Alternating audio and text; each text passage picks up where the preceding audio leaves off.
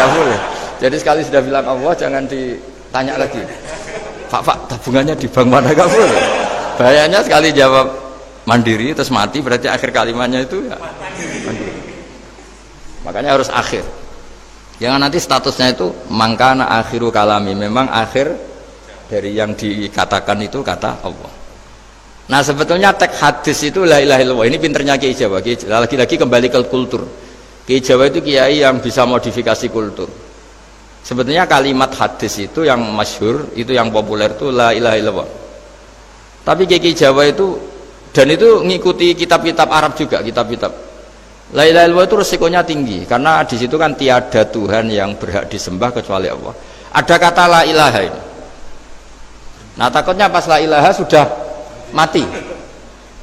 Nah karena itu ada resiko la ilaha gak khatam, berarti tiada Tuhan. Nah, sehingga karena ini dianggap riskan, ya terus Kiai Jawa ngajari sudah lah, gak usah kepanjangan ya sudah Allah. Jadi itu sudah agak-agak rekayasa lah, agak-agak istihad gitu. Maksudnya istihad itu sebenarnya teks panduannya itu la ilaha illallah. Teks panduannya. Tapi kiai-kiai itu tentu yang paling tahu tentang kehendak Nabi karena nekuni ilmu itu lama sekali. Kita ngikuti cara-cara ditentukan para kiai. Karena tadi la ilaha illallah itu kan ada kalimat yang tadi ya, tiada Tuhan kan. Nah, kata tiada Tuhan ini yang dianggap riskan kalau nggak khatam. Daripada potensi itu terus kiai-kiai ya agak-agak improvisasi lah, itu memang ya sudahlah Allah. Nah supaya itu menjadi akhir kalimah, ya saya ulang lagi menjadi apa? Akhir kalimah. Setelah itu kata kitab-kitab jangan tanya hal lain. Ya sekali ditanya nanti dia akan ngelafatkan hal lain itu. Ya tadi misalnya tabungannya di mana? Gitu. Kalau bisa jawab sini. Nah, yang ribet kalau wong kuno itu neng laci, neng sorogan. Berarti kalimat terakhirnya ya laci sorogan itu. Nah, sehingga terus itu pinternya guru-guru kita. Jadi saya ulang lagi ini yang terakhir saya pesen, latihlah iman seperti imannya para ulama, para aulia, syukur-syukur yang dekati imannya para nabi. Itu cara berpikir itu al-khalqul awal. Afa'ayina bil khalqil awal. Qul yuhyihal ladzi ansaha. Nah, yang terakhir saya pernah ditanya, ya agak gojekan, agak guyon, tapi saya ditanya. Saya itu nggak bisa melihat, Gus. Aneh orang Afrika itu kan, misalnya ada Miss Afrika itu di sana itu orang paling cantik, malah kadang itu ada kriminal gitu karena orang Afrika merkosa Miss Afrika itu kata orang Indonesia dikekno aku ora doyan gitu. Itu kan itu lah ini kan secara syariat mungkin lelaki itu punya rasa dengan perempuan itu ya kalau berpakaian serono atau gimana secara teori. Tapi sebetulnya oke itu benar. Tapi sebetulnya ada ansaaha awala bar. Orang Indonesia itu didesain gak suka orang Afrika. Orang Afrika ya didesain gak suka orang Indonesia. Sehingga orang-orang Afrika kalau melihat orang Indonesia yang caling cantik mungkin ya iskal. Wong cempeh kayak gampang gitu kok cantik. Mungkin perasaannya cowok-cowok Afrika ya gitu. Itu cantiknya di mana? Orang Indonesia kebalik kan? Kalau cowok-cowok Indonesia ngelihat Miss Afrika, cantiknya itu nanti gitu. Kok sampai ada pemerkosaan tuh apa itu? Nah itu menunjukkan Allah yang Maha Kuasa. Allah itu mendesain gennya orang sana. Beda dengan kita. Ya itu bukti bahwa Allah itu nggak bisa. Ya sudah semuanya itu Allah yang mendesain. Itu bukti bahwa manusia itu bisa apa di depan kita. Orang kayak Afrika kok disuruh bilang cantik, kita kan protes. Cantiknya di mana? Mungkin orang sana juga protes ke kita. Orang Jawa cempeh itu kok cantiknya dia. Itu orang-orang Indonesia kalau melihat bule cantik itu kan ketemukan janggal. Orang-orang Jogja, bule wayune nang ndi gitu. Kulitnya gitu kan sama mereka juga bilang kita mungkin seperti itu. Itu namanya didesain ansaaha awal apa? Marrah. Sudah memang desainnya seperti itu. Nah di sini supaya kita ingat, nah ingat bahwa hati juga gitu. Ketika kita cinta istri itu janggal betul kalau terjadi konflik. Tapi kalau sedang konflik itu janggal betul terjadi perdamaian. Nah, lagi mau ngangkel itu ya problem betul. Nah ini di sini pentingnya iman. Orang terus disuruh berdoa ya muqallibal qulub tsabbit qalbi ala dini, karena kita tidak tahu cara berpikir. Ada perempuan cantik sering merengut, pecintanya ya banyak, dianggap pemikir serius. Tapi kalau baru gedeng namanya ya merengut, bukan pemikir. Orang senyum itu kita seneng gitu, tapi kalau baru gak seneng murahan guyu. Itu jadi manusia itu unik, hanya sama tapi cara nganalisis beda, tinggal sedang seneng apa enggak. Lucu kan, ada orang anteng di rumah itu kalau lagi seneng ya, oh itu anteng gak banyak ngeluyur, tapi baru gak seneng, seneng ngomah ya gue nganggur gitu. Nah, itu kita tidak pernah tahu, kita simpulkan apa itu tidak pernah tahu. Makanya wisata, pernah ada orang wisata datang ke sini tak nasihatin. Orang wisata itu kan seneng di kampung-kampung yang terbelakang gitu, melihat orang manusia pohon, melihat apa. Terus saya bilang, itu kan kasihan kan, masa manusia jadi objek. Bahkan bayangannya ya kalau mereka jadi modern jadi gak menarik kan. Padahal kita yang orang pendidikan kan inginnya mereka terentas lah dari kultur itu. Ya itu kan gak sambung kan. Yang satu bilang unik, masyarakatnya masih unik, masih naik-naik pohon. Tapi bagi orang pendidikan kan tersiksa kan, ini bangsa kita, warga kita kok masih seperti itu. Makanya orang wisata itu nasihati, kamu ke sana itu niat melihat apa niat mengentas? Kalau niat mengentas tak jamin ada pahala. Bagus, mau niat mengentas katanya. Niatnya baru sekarang apa mulai dulu-dulu? Baru sekarang. Ya ini cerita dari manusia itu semudah itu, Pak. Nah, setelah kamu ngaji ini, kamu tidak akan janggal terhadap kenapa Nabi itu begitu santai. Ketika tadi makanan misalnya satu wadah itu cukup untuk orang 300. Sampai Jabir yang ngundang Nabi kan hanya kambing kecil, cukup orang 6. Ternyata Nabi ngajak orang 300 lebih. Tapi Nabi bilang ya sudah semuanya makan cukup. Kata-kata Nabi kan, zaman dulu belum ada beras, belum ada Allah itu bisa kok mengenyangkan malaikat tanpa makan gitu. Susahnya apa ngenyangkan manusianya dengan nasi sedikit itu ya Nabi ya santai aja, semuanya kenyang santai.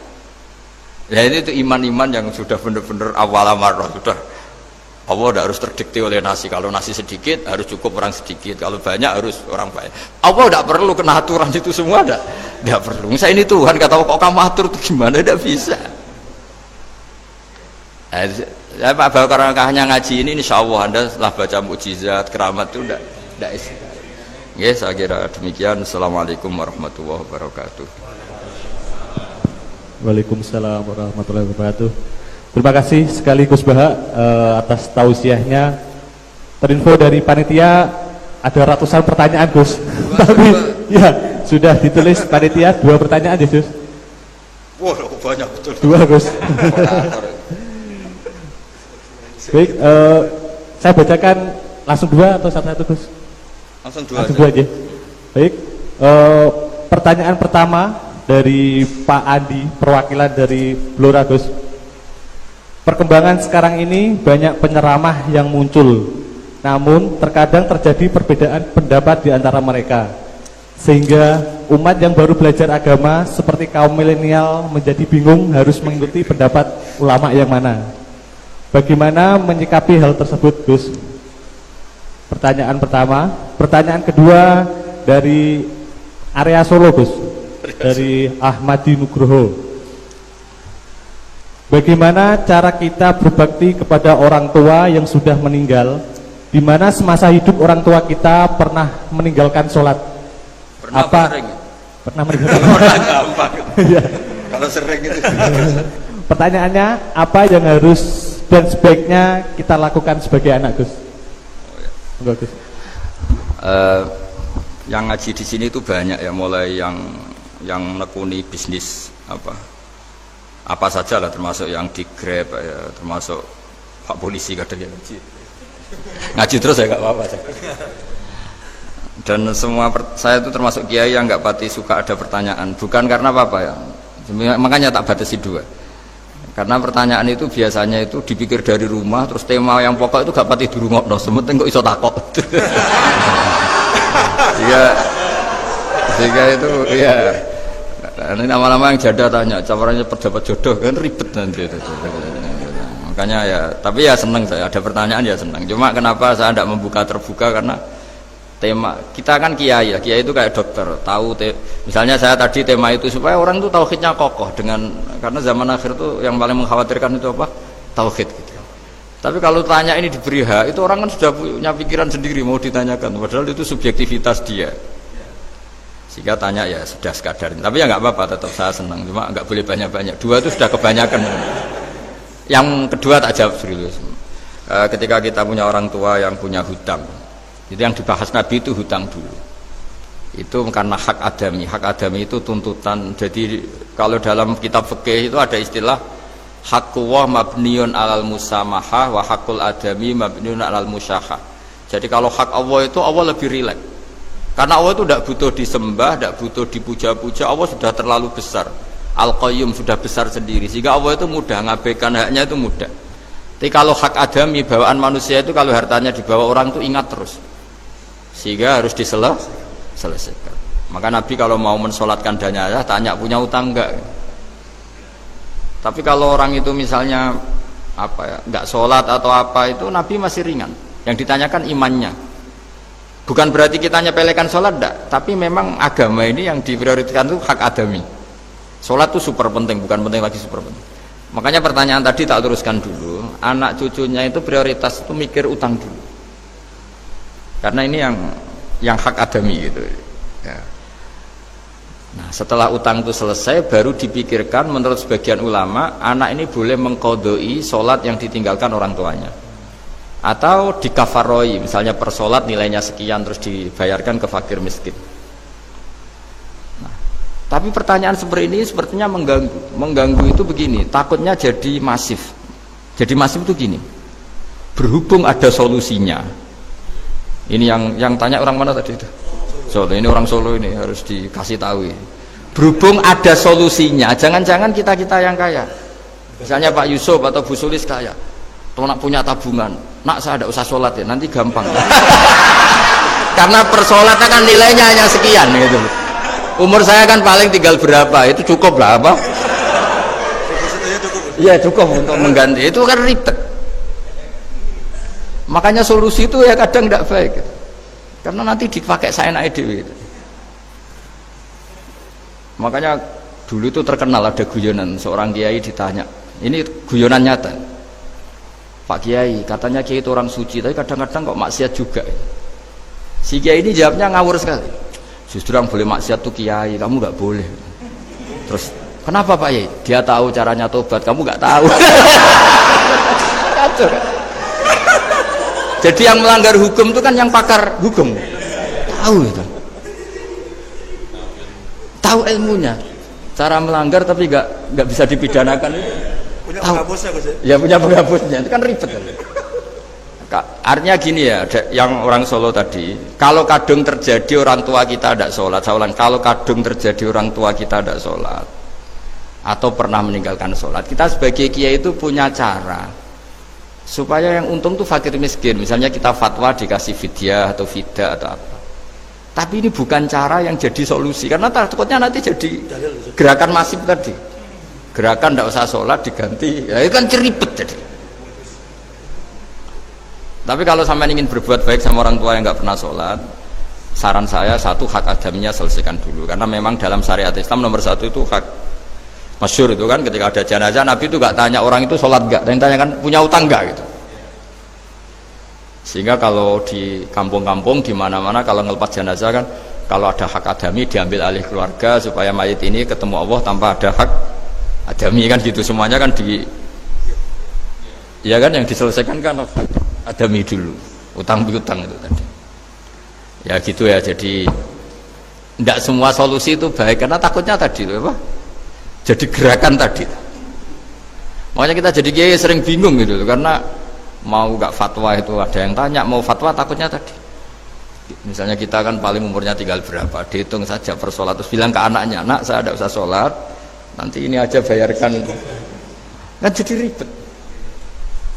Nah, yang pertanyaan pertama tadi tentang apa? Yang banyaknya ini Gus, penceramah. Menceramah. Itu agak provokatif. beda itu ada dua, beda karena bodoh, nah itu memang harus kita tinggalkan. Yang beda karena bodoh, ada beda karena rumus ilmu, itu harus kita hormati. Saya punya sekian bukti beda ya, kalau karena bodoh tentu kita tinggalkan. Tapi kalau karena rumus ilmu yang beda, misalnya gini, saya kiai yang lama di kota, saya akan lama kerja di Jogja. Mungkin perasaannya orang kota itu kalau ketemu tetangga, misalnya saya kiai, udahlah kalau ketemu tetangga itu gak usah tanya. Ya kalau ketemu biasa aja, gak usah tanya, gak usah ramah, biasa aja. Itu mungkin bagus nasihat itu di kota, karena kalau di kota itu ketemu tonggo takok badhe tempundi mau kemana itu ganggu privasi. Sehingga bagian dari kebaikan baik sama tetangga ya jangan tanya, karena itu ganggu apa? Privasi. Tapi kalau di kampung dianggap sombong kan nggak tanya. Nah hal-hal seperti ini itu perbedaan karena ilmu. Memang di kota kulturnya seperti itu, di kampung seperti ini. Nah itu bukan perbedaan karena kondisi muqtadul hal, memang kondisinya berbeda. Ya kondisinya apa? Berbeda. Misalnya saya sebagai kiai kan, bayangkan kiai itu suka lah ngaji ibadah. Terus kamu karena orang kota sukanya pizza, terus Gus kesini Gus ayo naik makan pizza bareng, kan saya malah terganggu. Kamu niatnya hormat tapi ganggu karena nah. Sehingga dulu sahabat, ini cerita sahabat, ada sahabat yang ditanya tabiin itu generasi setelah sahabat, sifli wajah Rasulillah, tolong jelaskan ke kami wajah Rasulillah Shallallahu Alaihi Wasallam. Ini sahabatnya nangis, oh maaf sekali saya tuh gak pernah melihat wajahnya Nabi, meskipun saya berpuluh-puluh tahun jadi sahabat juga gak pernah sowan Nabi. Saya sering jamaah sama beliau, ditanya kenapa, saya itu sungkan, beliau terlalu wibawa. Jadi bentuk penghormatan sahabat ini kepada Nabi justru gak berani melihat wajahnya. Dan bukti penghormatan pada Nabi, dia gak pernah sowan. Nabi itu punya anak, punya istri, punya cucu, kalau sowan itu ganggu. Jika dia cara berpikir, ya itu bentuk hormatnya. Ya itu ya sah saja dia cara berpikir ditakdir begitu.